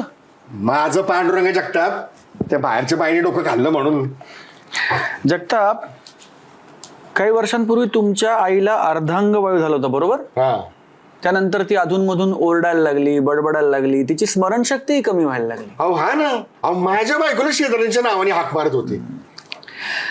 फार वर्षापूर्वी तुमच्या आईच्या मनावर काहीतरी परिणाम झाला असणार. काही नाही, पुन्हा तोच आजार उफाळून वर आलाय. त्यात काय होतं, मेंदूचा रक्तपुरवठा खंडित झाल्याने आतल्या काही पेशी मरतात. मग आपल्या मनाचं संतुलन बिघडतं. हा, आमच्या भाषेमध्ये त्याला ऑर्गॅनिक सायकोसिस असं म्हणतात. हो, ते सायकोसिस का फायकोसिस आपल्याला कळत नाही. तुमच्या गोळ्यांनी आम्हाला काय फायदा झाला नाही एवढं मात्र कळत. जगताप, तुमच्या आईला साखरेचा आजार आहे, रक्तदाब आहे, त्यामुळे मी भारंभार गोळ्या नाही देऊ शकत. आणि माफक गोळ्या दिल्या त्यामुळे त्याचा लगेच परिणाम होणं अपेक्षितही नाही. अहो मग कवा परिणाम होणं अपेक्षित आहे? हा, लोकांनी पर म्हातारीला दगड मारल्यावर. मी तुम्हाला म्हटलं होतं की तुमच्या आईला ऍडमिट करा, तर तुम्ही काय म्हणलात की तेव्हा तुमच्याकडे पैसे नव्हते. अहो नव्हतीच पैसे, मग काय करणार? बरोबर आहे ना, पण जर माझ्या देखरेखीखाली पेशंट नसेल तर मी नाही ना देऊ शकत स्ट्रॉंग डोस.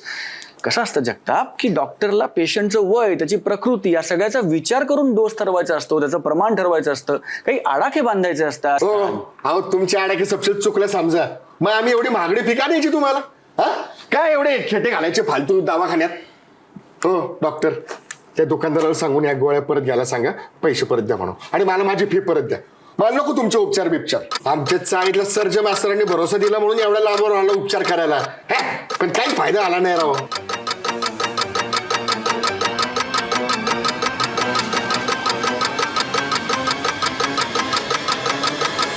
माझी फी परत मला देऊन टाक. एक मिनिट. आवाज काय चढवताय? आवाज खाली करा आधी. आवाज खाली करा आधी. या गोळ्यांचा काही फायदा झाला नाही याच्यात माझी काय चूक आहे? गोळ्यांचे पैसे कसले परत मागताय तुम्ही? क्लिनिक आहे, गोळ्यांचे पैसे कसले परत मागताय? 10 वेळा तुम्हाला समजावून सांगतोय की हळूहळू गोळ्या वाढवायला लागतील, तर डोक्यात प्रकाशच पडत नाही तुमच्या. तुमच्या आईच्या आधी ना तुमच्या रागावरची ट्रीटमेंट करायला पाहिजे जगताप. अरे तुमच्यासारखी माणसं एखाद्या निर्जन बेटावर गेली ना तर तिकडे पण स्वतःच्या रागाची कुंकुमी बागवायला नारळाच्या झाडावर दगड फेकून मारतील ती. माझ्यावर रागवताय. कोण आहे मी? कोण आहे मी? डॉक्टर आहे ना? जादूगर आहे का देव आहे 2 वर्षाचा आजार 2 दिवसात बरा करायला? जादूगर आहे मी का कार्पेंटर आहे कुठला तरी? तुमच्या घराच्या दरवाजाची खिडकी बिघडली ती मला दुरुस्त करायला सांगताय म्हणून पैसे परत मिळणार नाही जगताप. पैसे परत मिळणार नाही. अरे काय किराणा दुकान आहे का पैसे परत करायला? पैसे परत मिळणार नाही. गप्प बसा तुम्ही. आवाज खाली पाहिजे मला. अजिबात आवाज करायचा नाही. हाकलून मार. घेऊन जा मार.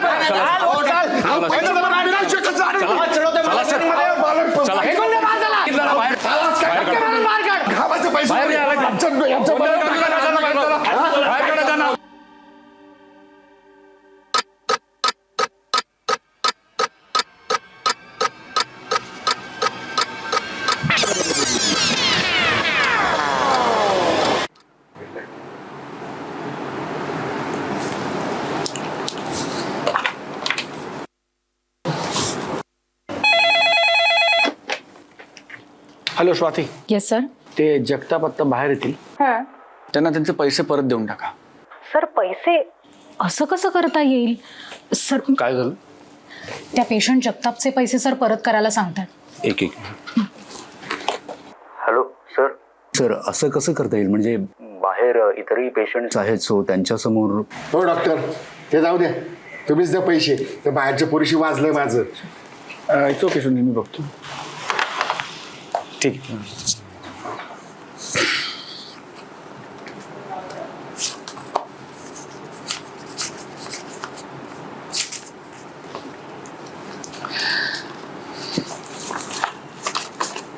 जगताप साहेब, तुम्हाला जो त्रास झाला त्याच्याबद्दल मला खरंच वाईट वाटतं. तुम्हाला मी या गोळ्या बदलून नाही देऊ शकतो, किंवा तुम्हाला जर तुमच्या आईला एखाद्या दुसऱ्या डॉक्टरकडे घेऊन जायचं असेल तर मी तुम्हाला तशी चिठ्ठी लिहून देतो.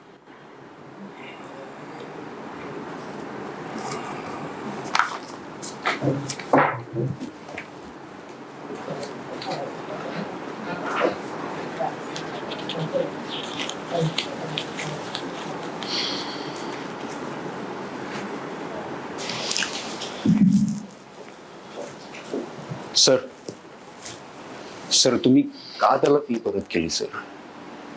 म्हणजे बाहेर तो इतर पेशंट समोर निर्लज्जपणे पैसे मोजत गेला सर. सर प्रश्न पैशांचा नाही आहे, तत्वांचा आहे. म्हणजे मला सांगा, आपण जर असे पैसे परत केले तर आपण चूक केली होती असा मेसेज बाहेर जातो ना सर. आपण ट्रीटमेंट बरोबर केली होती ना सर, मग असं का? म्हणजे आपण आपली बुद्धी, ज्ञान, अनुभव सगळं पणाला लावायचं, यांची ट्रीटमेंट करायची, आणि यांनी उपयोग नाही झाला असं म्हणत खुशाल फीचे पैसे परत न्यायचे. सर आता उपयोग न होणं किंवा होणं हे आपल्या हातात असतं का? मान्य आहे. तुला काय वाटतं हे सगळे विचार माझ्या मनात आले नसतील? अरे रागाच्या भरात किती अदवा तद्वा बोललो मी त्याच्याशी, मनातल्या मनात. माझ्या रागाचा पारा त्याच्या रागा इतकाच चढला होता. क्रोधाने मी अक्षरशः फणफणत होतो आणि त्या क्षणी मी खडबडून जागा झालो. माझ्या हातला CCTV कॅमेरा ऑन झाला आणि आता तो माझ्या रागाकडे अलिप्तपणे पाहायला लागला. हा कॅमेरा माझंही चित्रीकरण करत होता, जणू काही मी आता या प्रसंगाचा साक्षीदार झालो होतो. निरीक्षण करणाऱ्या मनानं हळूहळू आता मेंदूवर ताबा मिळवायला सुरुवात केली. म्हणजे भरधाव वेगानं दरीत कोसळणाऱ्या एखाद्या बेफाम गाडीवर एखादा कुशल ड्रायव्हर प्रयत्नपूर्वक कसा कंट्रोल मिळवतो तसं व्हायला लागलं होतं. क्रोधाची जागा आता कुतूहलानं घेतली होती.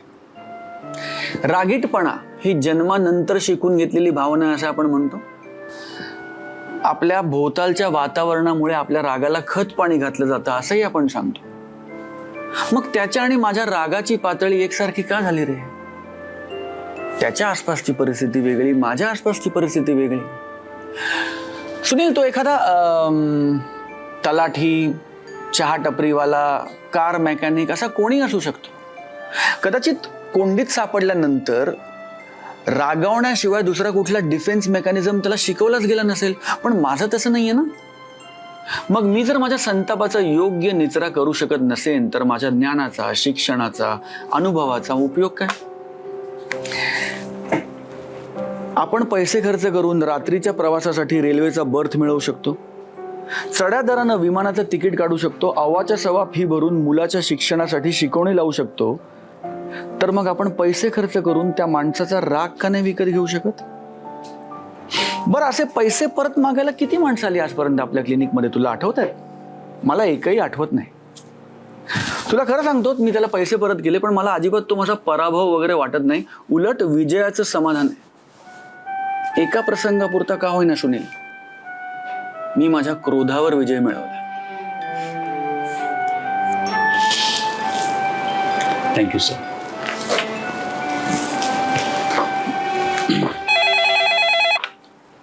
हॅलो, हां दे. नमस्कार, कॉन्फरन्सची तारीख ठरली का? कधी? अच्छा, 26th of the next month. Okay okay. काय वार काय येतोय?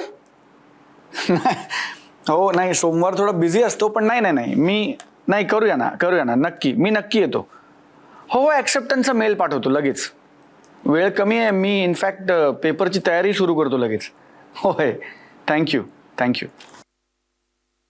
येऊ का डॉक्टर साहेब?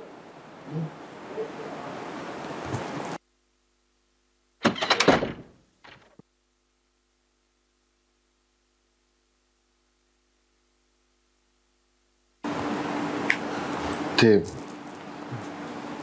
गोळ्या बदलून दे साहेब.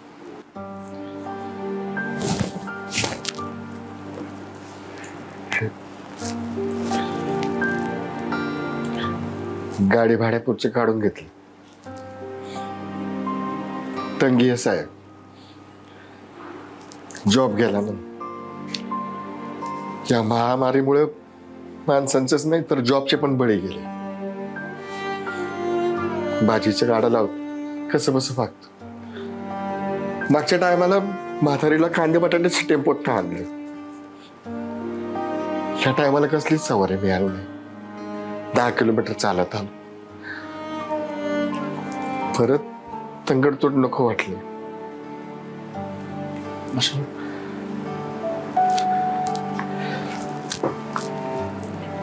घ्या ना साहेब, बाकीचे सगळे तसेच आहेत. पैसे राहू दे जगताप, मी परत मागितले का? हे तसं नाही. इथून बाहेर पडल्यावर ध्यानात आलं डॉक्टर की आतापर्यंत डॉक्टर असो की बुवा, माझ्या म्हातारीकडे एक गरीब बिचारी म्हातारी म्हणूनच बघत आले. पण तुम्ही माझ्या म्हातारीकडे एक माणूस म्हणून बघितलं. तुझ्या तब्येतीला झेपेल एवढीच औषधं दिली. काय नाही डॉक्टर साहेब, दमानं बरं होते.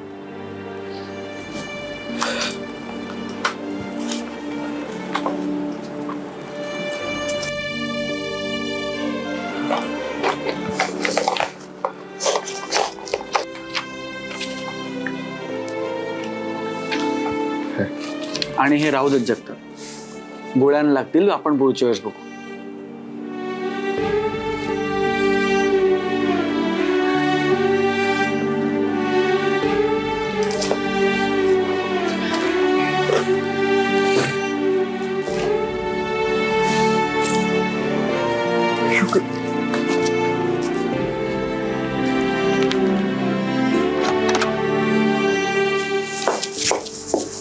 काय झालं सर? तो जगताप परत कशाला आला होता? काय नाही का, रागाच्या रस्त्यावरनं त्यानी आणि मी, आम्ही दोघांनी युटर्न घेतला आणि गंमत बघ, एक माणूस जोडला गेला.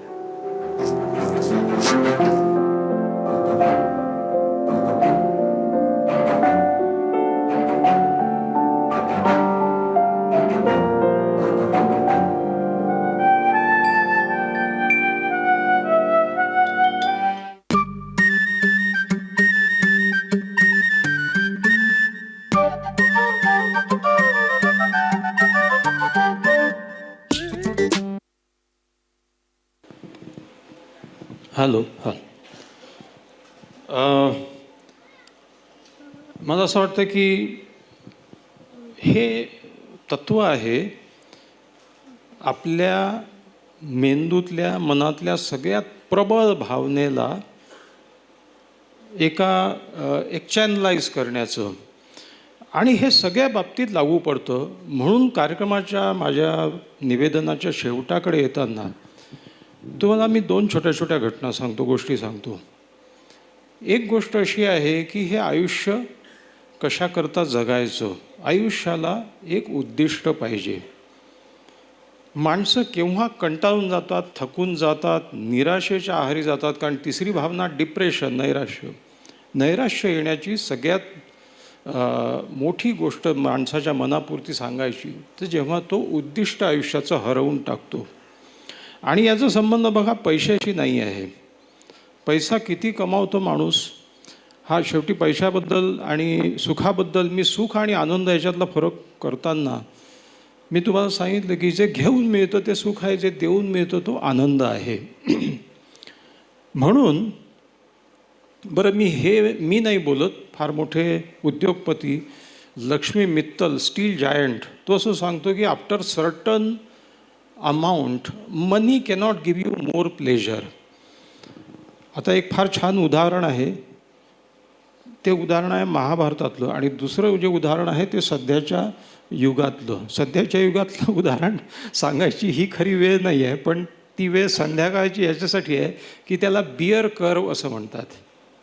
अधिकाधिक सुखोपभोग घेऊन अधिकाधिक आनंद किंवा प्लेजर मिळत नाही, कारण pleasure is cursed with society. आपण पाहिलं की सुखाला अप्रूप ओसरण्याचा शाप आहे.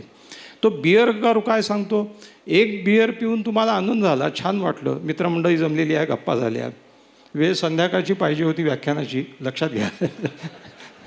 पण ठीक आहे, 2 घेऊन हां ठीक आहे, थोडासा अजून माझ्या गप्पा वाढल्या मित्रांच्या, खरी मजा असते गप्पांची, संगत मित्रांची.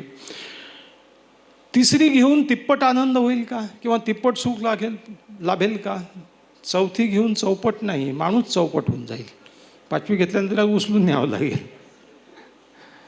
दारूच्या आहारी गेलेले माणसं दारूमुळे प्लेजर मिळते म्हणून पित नाही, सकाळी उठून हात थरथर कापू नये म्हणून पितात. Alcoholic people don't enjoy alcohol, they are not enjoying, they are ill people, diseased people, they are drinking because ते आजारी लोक आहेत. हे काही सुख नाही, कारण सुख एका लिमिटच्या बाहेर.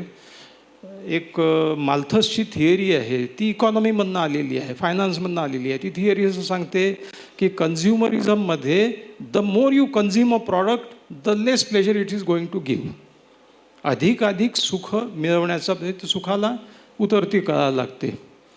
दुसरं खूप सुंदर उदाहरण आहे ते शरीरोपभोगातून मिळणारं सुख, कारण त्यालासुद्धा मर्यादा आहे. हे सुख आहे महाभारतातलं. ही घटना महाभारतामध्ये ययातीची कथा सगळ्यांना माहीत आहे. ययातीने उपभोगासाठी आपल्या मुलाकडनं तारुण्य घेतलं, कारण त्याचं मन भरलं नव्हतं आणि ते तारुण्य घेऊन त्याच्या मुलांनी तारुण्य दिलं. ययाती पुन्हा तरुण झाला आणि 30-40 वर्ष अनेक अप्सरांसोबत त्यांनी संग करून ते सुख मिळवलं. आणि मग ते भोग, लालसा, विलास सगळा संपल्याच्यानंतर तो परत आल्याच्यानंतर मुलाला आपलं तारुण्य परत दिलं.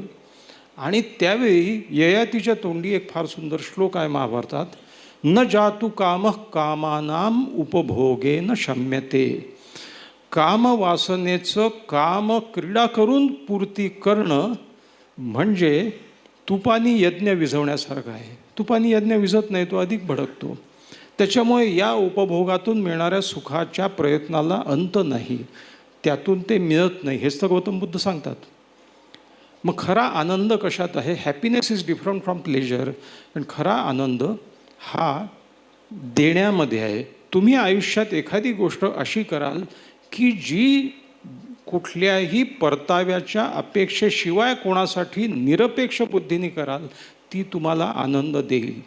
कितीही छोटी गोष्ट असो. आत्ता यांनी उदाहरण सांगितलं की बँक कर्मचाऱ्यांनी आपल्या निधीतून संकलन करून किल्लारीच्या भूकंपामध्ये गाव वसवलं. काय अपेक्षा असते आपली? काही नाही. प्लेजर किती मिळतं. अशा कामामध्ये माणसं 15-15 तास काम करून जातात, कष्ट करून जातात. त्याच्यामुळे हा एक भाग फार महत्त्वाचा आहे, त्या आनंदाचं. मग आता हे आनंद निधान हेच उद्दिष्ट आयुष्याचं ठरवलं पाहिजे. आणि आयुष्याची वाटचाल उद्दिष्टाशिवाय होऊ शकत नाही, नाही तर आयुष्य दिशाहीन होऊन जाईल. आपण पाहतो आता अनेक तरुण लोक आहेत की बस खा रहे पी रहे मजा कर रहे, पण मजा नाही वाटत आहे. तुम्ही त्या माणसांना विचारा जे कुठल्याही कष्टाशिवाय आयुष्य जगतात आहे आणि कुठल्याही उद्दिष्टाशिवाय जगतात आहेत. आयुष्य कसं चाललं आहे आपलं. मनुष्य देह फार मुश्किलीने तुम्हाला मिळालेला आहे. बरं, असंही नाही आहे की फार परोपकार केला पाहिजे किंवा फार एकदम काही वाटत सुटलं पाहिजे, दान धर्म केला पाहिजे. एखादी आई नवऱ्याच्या माघारी आपल्या मुलांना वाढवण्यामध्ये आणि त्यांना मोठं करण्यामध्ये किती अपार कष्ट घेते. सांसारिक कटकटी सगळ्या सांभाळते, उत्पन्न मिळवते, मुलं चांगली शिकली पाहिजेत, ती मोठ्या जागी गेली पाहिजे. आईच्या त्या कष्टाकडे पहा तुम्ही. ती स्वतः स्वार्थासाठी नाही करत आहे, मुलांसाठी करत आहे. आणि मग आयुष्याच्या संध्याकाळी तिच्या चेहऱ्यावर जो आनंद असतो की माझा मुलगा मोठ्या पदावर गेला, माझा मुलगा, हा आनंदातून मिळतो. आनंद हा मुख्य जे उद्दिष्ट मिळतं तो बाय प्रॉडक्ट. लोक अनेकदा, बरं हे मी म्हाताऱ्यांसाठी किंवा तरुणांसाठी किंवा सांसारिक लोकांसाठी सांगतो आहे असं नाही आहे. सगळ्यात महत्त्वाचं याचं महत्त्व जे आहे सगळं एम्फसाईज केलं पाहिजे ते विद्यार्थी जगतात आहे. विद्यार्थ्यांना आपण एक उद्दिष्ट देतो की तुला ही नीट एक्झाम क्रॅक केली पाहिजे, तुला एवढे मार्क मिळाले पाहिजे, तुला प्रवेश मिळाला पाहिजे. हे झालं उद्दिष्ट.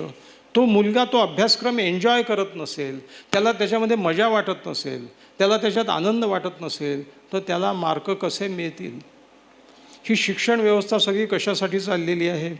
ही सेल्फ प्रोपोगेटिंग सिस्टीम आहे, ज्याच्यामध्ये शिकवणाऱ्यांनी शिकवणारे मार्क मिळवण्यासाठी शिकवतात, मुलांनी मिळवावे, मुलं मार्क मिळण्यासाठी शिकतात.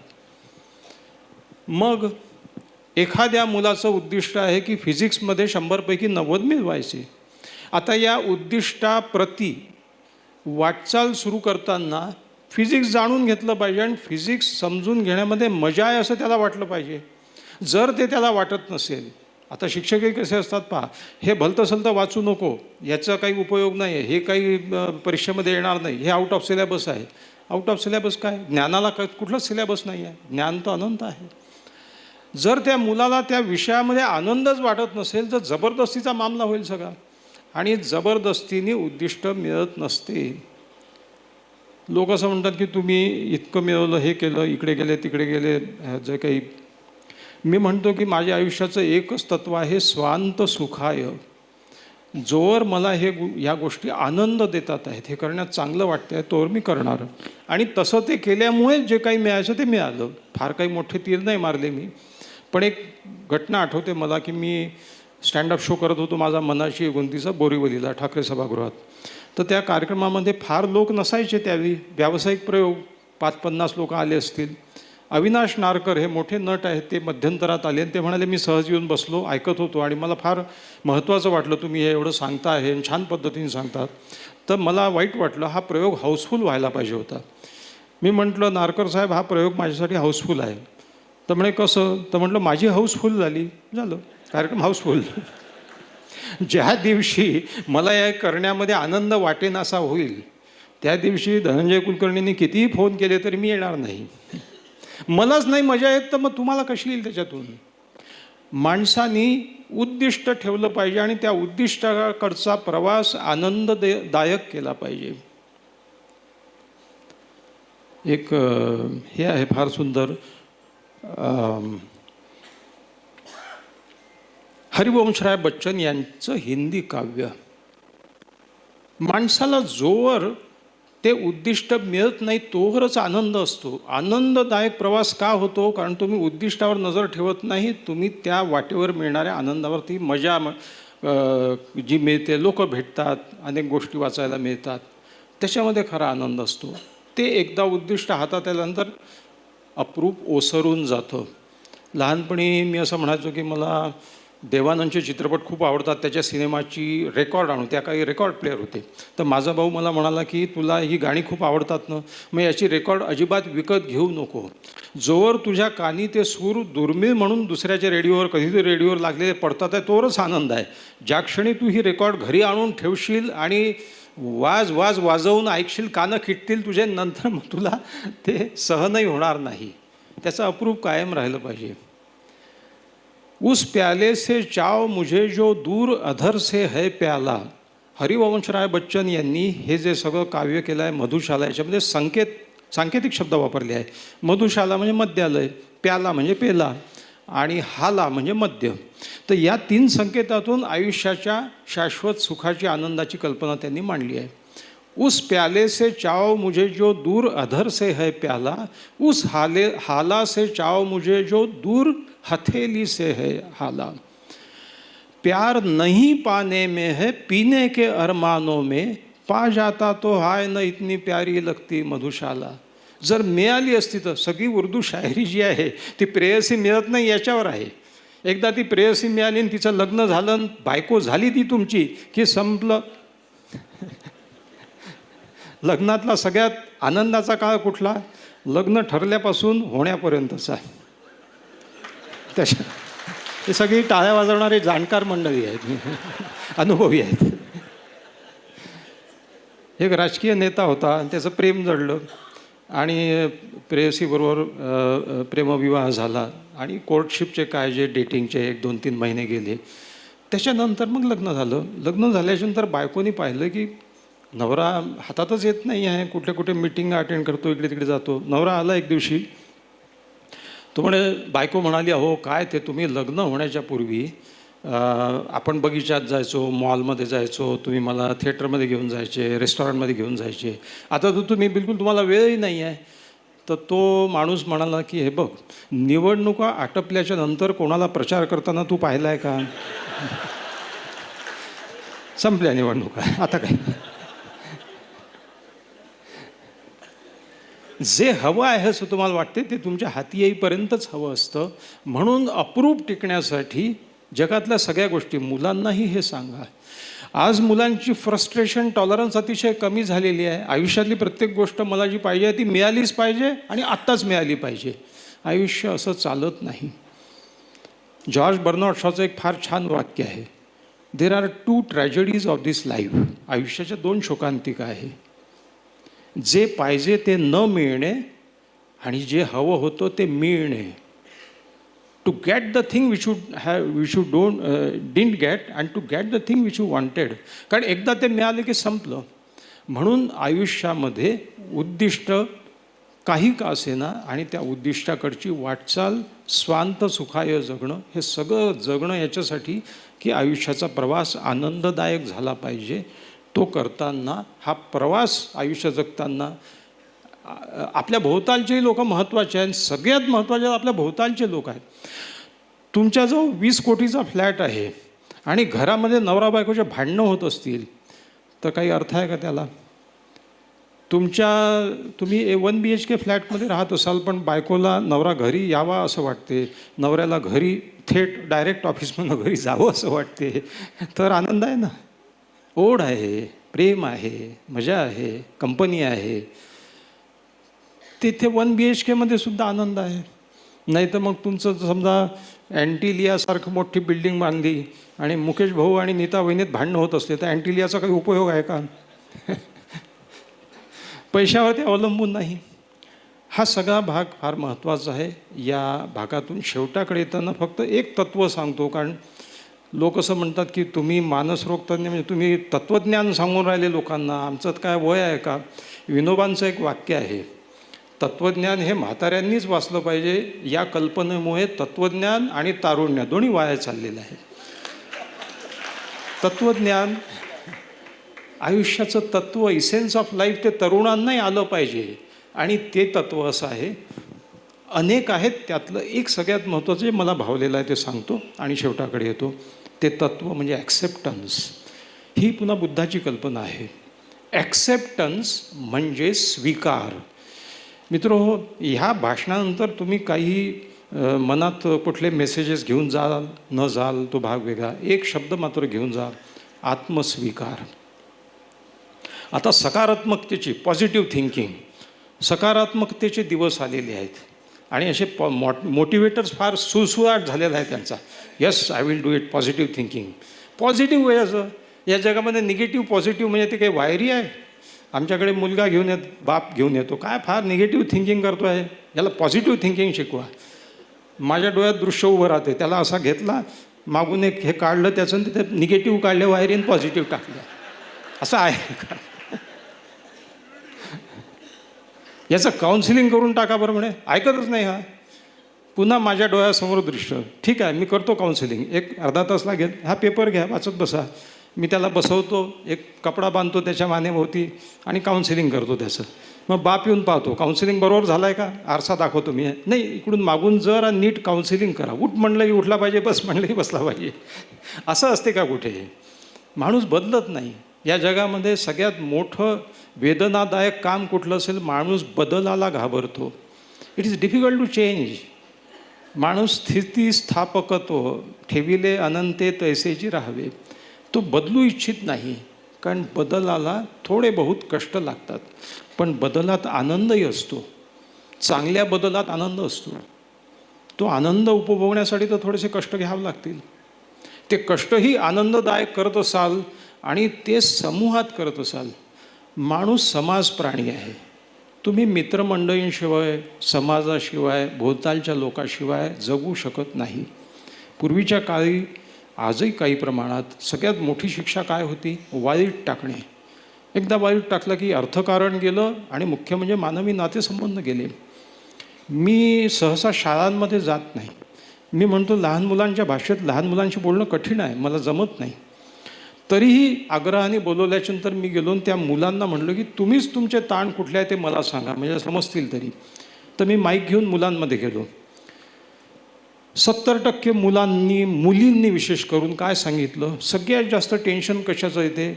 मैत्रीण माझ्याशी बोलत नाही, मैत्रिणीने अबोला धरला, मित्राने अबोला धरला. ज्याचं टेन्शन अभ्यासापेक्षाही जास्त, तुटल्यासारखं होतं. म्हणजे जसं उद्दिष्ट तो प्रवास आणि भोवतालचे लोक. गुलजारला कोणीतरी विचारलं गुलजार साहेबांना कि क्या मंजिल मायने रखती है या सफ़र मायने रखता है? तो गुलजार असं म्हणाले, ना मंजिल मायने रखती है ना सफ़र मायने रखता है, हम सफ़र मायने रखते हैं. तुम्ही कितीही मोठं उद्दिष्ट मिळवत असाल, त्याच्याकडे त्या उद्दिष्ट प्राप्तीसाठी कष्ट घेत असाल, पण घरी आल्यावर बायको म्हणत असेल इतका वेळ कशाला लावला, आणि भाजी आणायला सांगितली ती विसरले का? तुम्ही गेले समाजसेवा करायला, बायको विचारते भाजी कुठे आहे? हम सफर, तीही आनंदात असली पाहिजे ना, तिलाही ॲप्रिशिएट करता आलं पाहिजे, तिलाही सामील करून घेता आलं पाहिजे. तेव्हा हाही भाग महत्त्वाचा आहे. तुमचा परिसर आनंदी राहायला पाहिजे. तुम्ही जिथे काम करता, तुमच्या भोवतालचे लोक, मग त्याच्यामध्ये साहाध्यायी आले, सोबतचे लोक आले, तुमच्याकडे येणारा माणूस आला, जसं आता या सिरियलमध्ये तुमच्याकडे येणारा पेशंट अपसेट करणार असेल तुम्हाला, तर पुढच्या 2 पेशंटवर परिणाम होतो त्याचा. माणसाचं मन थाऱ्यावर राहत नाही. हा एक भाव महत्त्वाचा आहे. ॲक्सेप्टन्स. स्वीकारा की तुम्ही जसे आहात तसे आहात. त्याच्यात बदल चांगले करता आले तर जरूर करा. जे बदल करता येत नाही भोवतालच्या परिस्थितीत ते स्वीकारा. पुन्हा स्वीकारात्मकतेशी येतो. स्वीकार याचा अर्थ असा की समोरची जशी आहे तशी स्वीकारा. काय म्हणे 40 वर्ष संसार झाला, नवऱ्याला सांगते आहे आंघोळ केल्याच्यानंतर कपडे असेच टाकून देतो, ओला टावेल तिकडे टाकतो, सोफ्यावर टाकतो, मी नुकतंच तिथे झाडलेलं असते तिथेच ओले पाय उमटतात, हे ते. मी म्हटलं बाई 40 वर्ष झाले तुम्ही सांगता आहात, अजून त्याच्यात कवडीचाही बदल झाला नाही, आता काही अर्थ आहे का, उरला आहे का आता काही सांगण्यासारखं? ॲक्सेप्ट, स्वीकारा. बे याच्यात 4 वाईट गुण असतील, 4 चांगले गुण आहेत. कामावर जातो, चांगला वागतो, बरा आहे, काम व्यवस्थित करतो, पगार आणतो, नाकासमोर चालतो आणि घरी येतो सरळ. स्वयंपाकात हातभार घालवत नसेल, स्वतःच्या हाताने जेवतो, हे काही कमी आहे, नाही तर भरवावं लागलं असतं. Accept that people as they are. म्हणून मगाची कंट्रोलची गोष्ट, माझ्या म्हणण्याप्रमाणे चाललं पाहिजे तरच सगळं ठीक आहे. तुझ्या म्हणण्याप्रमाणे कसं चालेल ना, तो वेगळा माणूस आहे ना. मी जर इथे 6 लिहिले, तुम्हाला 9 दिसणार आहे ना. मग तुमच्या दृष्टीने मी पाहतो आहे का? हे जग आपल्याला ज्या रंगाचं दिसते ते कुत्र्याच्या डोळ्याला, कुत्र्याला हे रंग दिसत नाहीत, फिकट दिसतात. पाहतो त्या कुत्र्याने आपल्यासारखंच पाहिलं पाहिजे. नाही, प्रत्येकाची दृष्टी वेगळी आहे, म्हणून त्याला दृष्टिकोन म्हणतात. तुम्ही जगाकडे पाहण्याचा कुठला कोन लावला त्याच्यावर सगळं अवलंबून आहे. म्हणून दृष्टिकोन हे 360 डिग्रीनी वेगवेगळे असू शकतात. माणसं वेगळे असू. हे पहा, हा माणूस, आपली तक्रार काय असते, ऐकतच नाही किंवा हे असं कुठे असतं का, असू शकतं त्याच्यासाठी. उसकी दुनिया में वैसा है ना. तसं तो म्हणतो की हा कामगार आहे, याला नसेल शिकवलं गेलं की राग करू नये. त्याची दृष्टी वेगळी आहे, त्याचं आयुष्य वेगळं आहे. गांधीजी शब्द वापरायचे सत्याग्रह, सत्याग्रहाचं आंदोलन गांधीजींनी चालवलं. विनोबाजी म्हणायचे की बापू ये शब्द ठीक नहीं है.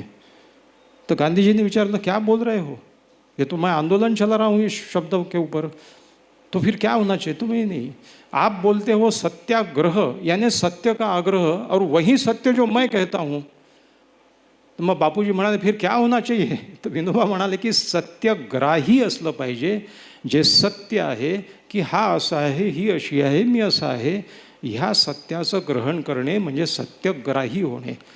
सत्याग्रह, सत्याचा आग्रह. कोणाचं सत्य भाऊसाहेब, हे आयुष्य वस्तुनिष्ठ नाही, हे व्यक्तिनिष्ठ आहे. हे तुम्हाला आम्हाला दिसते तसं जग आहे. प्रत्येकाचं जग वेगळं आहे. विश्वाचा विस्तार केवढा ज्याच्या त्याच्या डोक्या येतुका. केशवसुतांनी म्हटलं आहे, तुमच्या डोक्यात जे आहे ते तुमचं विश्व आहे, त्याच्याकडे पाहण्याचा तुमचा दृष्टिकोन आहे. जर तुम्ही समजून घ्याल, जगातले अर्धे संघर्ष कमी होतील. कार्यक्रमाच्या शेवटाकडे येतो. बऱ्याच गोष्टी सैल पद्धतीने बोललो मी, कारण विषयाचा अफाटन मोठा आहे. जे जे आठवलं ते बोललो, त्या आठवणी सांगितल्या. शेवटाकडे येताना मी मूळचा विदर्भातला आहे. एक वैदर्भीय कविता मला आठवते, आणि वैदर्भीय भाषेमध्ये एक ठसका आहे, आणि तो असा आहे की थेट बोलते वैदर्भीय भाषा. आणि ती भाषा असं सांगते की हे जग बिनभरोशाचं आहे. भरोसा हा शब्द वैदर्भीय, की या बिनभरोशाच्या जगात भरोसा ठेवून वागावं लागतं. तुम्ही तुमच्या बँकिंग काम करताना भरोसा ठेवता, म्हणूनच बँकेचं काम चालतं ना. बँकेचं काम बरंचसं विश्वासावर चालतं. माझ्याकडे एखादा पेशंट डोकेदुखी म्हणून आला, तर तो खरं बोलतो आहे असं धरूनच माझी ट्रीटमेंट चालते. कोणी खोटं खोटं लक्षण घेऊन आलं तर कसं होईल. पण जग बिनभरोशाचं आहे असं आपण मानतो. याचं कारण, याचं गमक ही वैदर्भीय कविता सांगते की एकदा एका जोडप्याचं कडाक्याचं भांडण झालं. एक पोरगं असून काम फारकतीवर आलं. खटला गेला कोर्टात फारकतीसाठी, दोघांनी अर्ज केला पोरगा भेटासाठी. बाप म्हणे पोरावर महाग काय, बायको म्हणे पोराची मी हो माय. डोकं खाजवून जजनं विचार लय केला, आणि दोघांच्याही भल्यासाठी निकाल एक दिला. जज म्हणत बाई तुमची इच्छा नसली तरी अजून एक होईलोक थांबा त्याच्या घरी.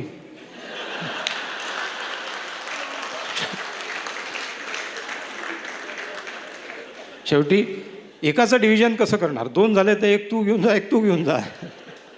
जज म्हणत बाई तुमची इच्छा नसली तरी अजून एक होईलोक तांबा त्याच्या घरी. बाई म्हणे जज साहेब हे काय केलं, अहो घ्यायच्या भरोशावर राहिली असते तर हेही नसतं झालं.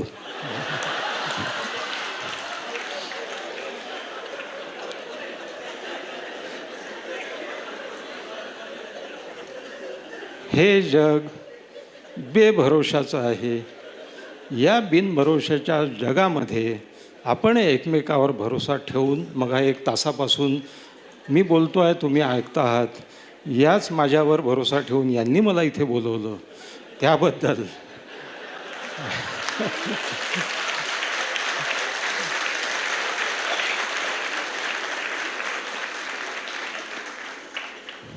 एवढं बोलतो. आणि बाहेर पुस्तकं आहेत माझी या विषयावरची ठेवलेली, त्या पुस्तकांचं तुम्हाला योग्य वाटले तर तुम्ही जरूर घ्या. न यूं शाम से ढलते रहिए, जिंदगी भोर है सूरज से निकलते रहिए. संध्याकाळ नका हो, रोज नवीन नूतन सकाळ उगवते. न यूं शाम से ढलते रहिए, जिंदगी भोर है सूरज से जिंदगी भोर है सूरज से निकलते रहिए. पथिक रुक गया तो पा नहीं सकता मंजिल कभी, धीरे धीरे ही सही राह पर चलते रहिए. धन्यवाद.